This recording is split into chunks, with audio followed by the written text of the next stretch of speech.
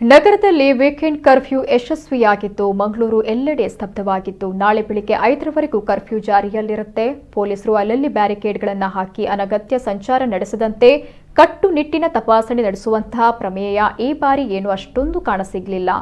ಅಗತ್ಯಗಳ ವಸ್ತುಗಳ ಖರೀದಿಗೆ ಮಧ್ಯಾಹ್ನ 2 ಗಂಟೆವರೆಗೆ ಅವಕಾಶವನ್ನು ನೀಡಲಾಗಿತ್ತು. ಯಾವುದೇ ರೀತಿಯ ಗೊಂದಲಗಳಿಗೆ ಅವಕಾಶ ಇರಲಿಲ್ಲ.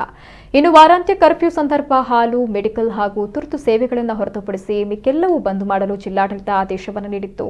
ಜನತೆಯಿಂದ ಈ ಆದೇಶಕ್ಕೆ ಉತ್ತಮ ಸ್ಪಂದನೆ ದೊರಕಿದ್ದು ರಸ್ತೆಯಲ್ಲಿ ವಾಹನಗಳ ಜನರ ಓಡಾಟವಿಲ್ಲದೆ ಎಲ್ಲೆಡೆ ಮಂಗಳೂರು ಸ್ತಬ್ಧವಾಗಿದ್ದು ಎಲ್ಲಾ ಮಳಿಗೆಗಳು ಸಂಪೂರ್ಣ ಮುಚ್ಚಿದೆ. ಒಟ್ಟಿನಲ್ಲಿ ವಾರಾಂತ್ಯ ಕರ್ಫ್ಯೂಗೆ ಮಂಗಳೂರಿಗರಿಂದ ಉತ್ತಮ ಸ್ಪಂದನೆ ದೊರಕಿದೆ.